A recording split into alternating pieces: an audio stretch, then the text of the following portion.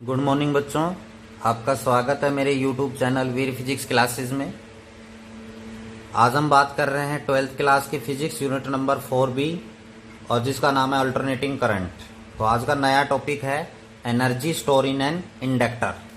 कि जो आपके पास इंडक्टर होता है, इंडक्टर आपने देख रखा है, बार बार हम इसके बारे में डिस्कस कर चुके हैं। ये जो शेप होती है वो इंडक्टर की होती है और एल है इसका क्या कहलाता है, इंडक्टेंस कहलाता है। ठीक है, इसके अंदर जो एनर्जी है वो स्टोर होती है। कितनी एनर्जी स्टोर होगी और किस फॉर्म में स्टोर होगी, इसके बारे में आज हम डिस्कस करेंगे।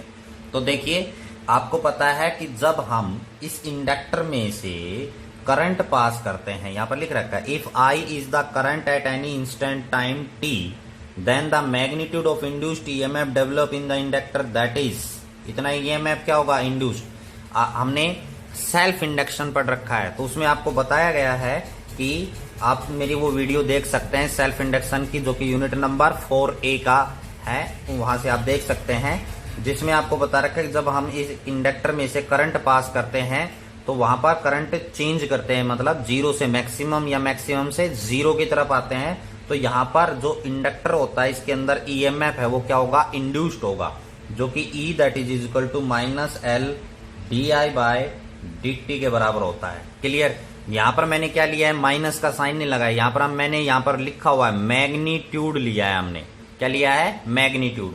तो ये डायरेक्शन है, तो ये यहां पर माइनस साइन है, वो डायरेक्शन को रिप्रेजेंट करता है। मतलब जो ये ईएमएफ इंड्यूस्ड होगा वो चेंज का क्या करेगा, अपोज। इसलिए बेटा इसको बैक ईएमएफ भी बोलते हैं। क्या बोला जाता है, बैक ईएमएफ भी बोला जाता है। तो यहां पर आपके पास मैंने इसका क्या लिया है, मैग्नीट्यूड। अब क्या है कि work to be done against the back EMF, यानी ये बैक ईएमएफ है, ये क्या करेगा, अपोज करेगा। अपोज करेगा तो उसके लिए करंट को, सर्किट के अंदर करंट को मेंटेन करने के लिए हमें क्या करना पड़ेगा, वर्क करना पड़ेगा। यहां पर लिखा हुआ है इसलिए कि work to be done against the back EMF E in the establishing the current, यानी जो सर्किट है, सर्किट के अंदर करंट है उसको स्टेब्लिश करने के लिए, मेंटेन करने के लिए हमें क्या करना पड़ेगा, वर्क। क्योंकि ये ईएमएफ है वो कैसा है, बैक ईएमएफ है। क्लियर। तो कहता है और यही वर्क डन जो है वो स्टोर होगा इन the inductor in magnetic potential energy. बेटा इस चीज के ऊपर ध्यान देना है।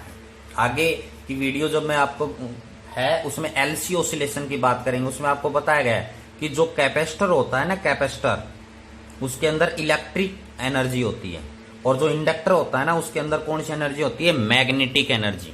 ध्यान दें, कैपेसिटर के अंदर कौन सी एनर्जी होती है, इलेक्ट्रिकल एनर्जी स्टोर होती है, और जो इंडक्टर होता है उसके अंदर मैग्नेटिक एनर्जी होती है। तो यहां पर ये वर्ड लिखा हुआ है मैग्नेटिक पोटेंशियल एनर्जी है वो क्या होगी, स्टोर होगी। और इलेक्ट्रिकल किस में स्टोर होती है, कैपेसिटर में। क्लियर।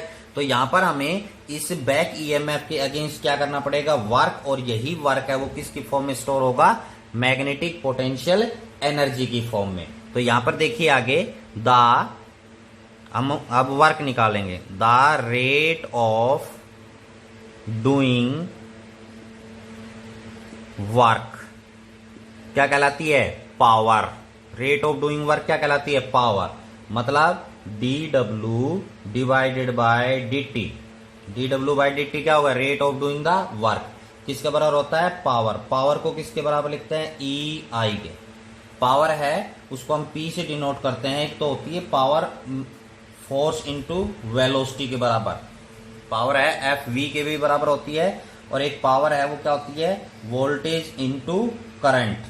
वोल्टेज इनटू करंट, ये आपके पास क्या है, मैकेनिकल फॉर्म में है, ये इलेक्ट्रिकल फॉर्म में है। कि पावर है वो वोल्टेज इनटू करंट होता है। तो यहां पर वोल्टेज है ये, और ये क्या है, करंट, मतलब ईएमएफ जो है, यहां पर ये क्या है, करंट। क्लियर। तो यहां पर आपके पास dw work dw by dt that is equal to E की वैल्यू यहां से पुट करेंगे। E की वैल्यू किसके बराबर है, L di by dt into i, into क्या हो गया, I ये है।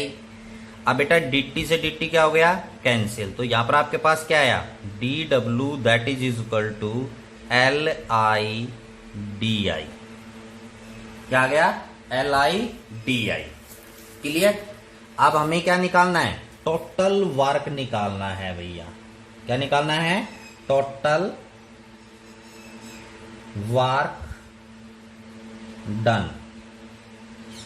तो जो टोटल वर्क डन है वो क्या होगा, इंटीग्रेशन कर कर। तो यहां पर हम dw का इंटीग्रेशन बराबर है li di का इंटीग्रेशन। तो l तो कांस्टेंट है, di क्या बता रहा है कि i के रेस्पेक्ट में भैया इंटीग्रेशन करना है। dw क्या बता रहा है, w वर्क के रेस्पेक्ट में करना है। तो यहां पर इसके मल्टीप्लीकेशन में क्या है, 1 है, तो इसका इंटीग्रेशन करेंगे तो वही आएगा जिसके रेस्पेक्ट में आप कर रहे हैं।